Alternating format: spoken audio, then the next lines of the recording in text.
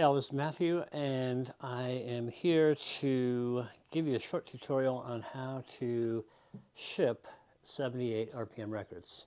And I have this record here that I'm going to demonstrate with. This is a record I just sold to someone, and I want to talk about the safest way to ship these very fragile records. So first of all, you should know, do not use an LP mailer, a thin LP mailer. You may think, oh, that's got some reinforcement there, that cardboard, and look, I've put a sticker on it that says it's fragile, do not bend.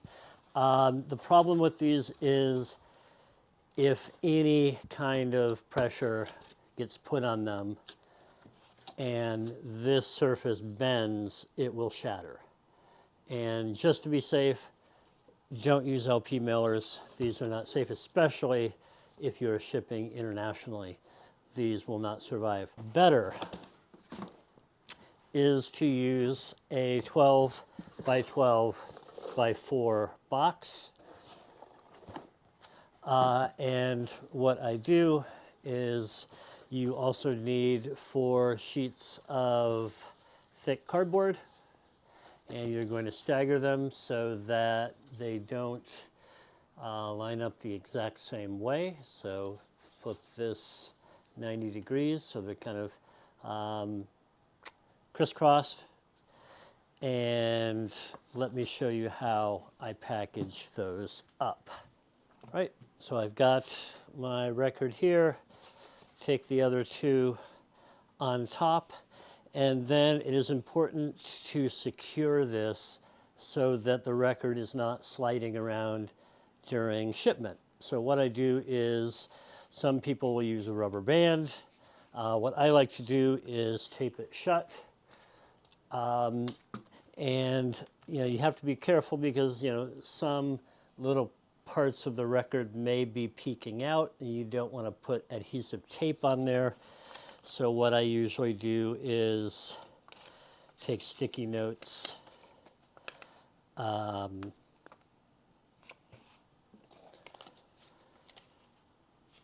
and this is just, an extra added thing you can do. If you just want to tape it shut, that is fine too. But I just like to ensure that no adhesive is going to get on the record itself. And then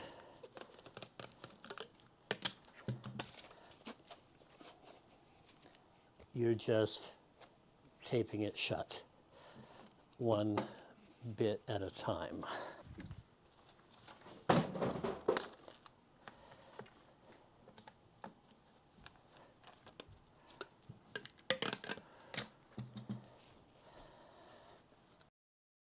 And you want to try to get the tape fairly tight so that it creates a kind of seal and holds the record in place kind of just by friction, so that the record is not sliding around at all.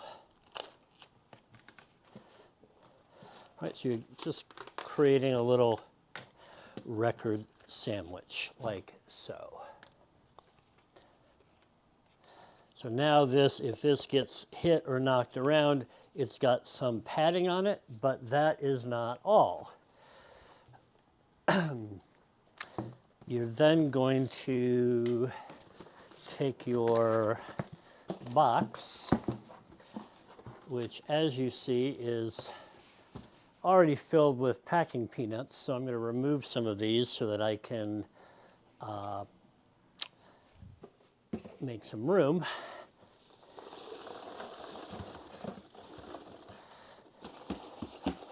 So basically we are going to be double boxing this in here, and into these packing peanuts we place our record sandwich, and then on top of that we put our packing peanuts. And again, you want to make sure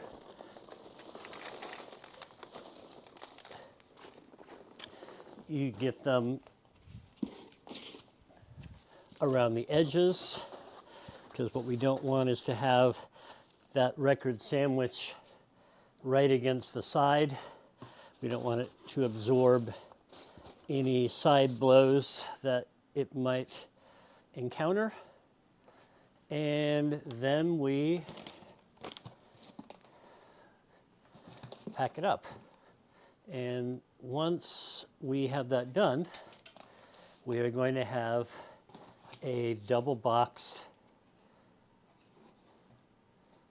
method. And again, if this gets hit, it's not going to hurt it because we've got our packing peanuts and then we have our record sandwich inside.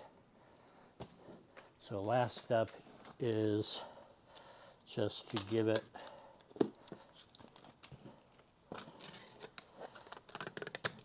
the final seal.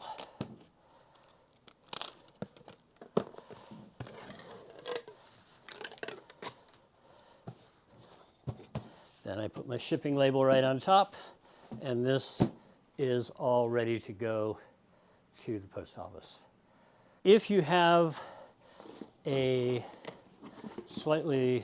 you have more than one record, say you have 3, 4, 5 records, you might even go with a slightly larger box. I think this is 12 by 12 by 5 inches, so it's slightly bigger. But if you have, a stack of, 5 or 6 records, then I would go with a slightly larger box. But these are the most common sizes of boxes you can use. Any record that has been shipped in a method similar to this, I've never had break. And I've had records shipped here from all over the world, from India, from Tanzania, from the UK, from all over Europe. If they're packed in one of these methods, it is pretty much guaranteed they will arrive safely. I've even had records that have had giant holes or things where it definitely suffered some damage, but the record inside was still intact. So there you have it. Now, if you don't have packing peanuts, you can use wadded up newspaper or other types of padding. So there's a quick tutorial on how I pack up records and how I encourage all of you to pack up records as well.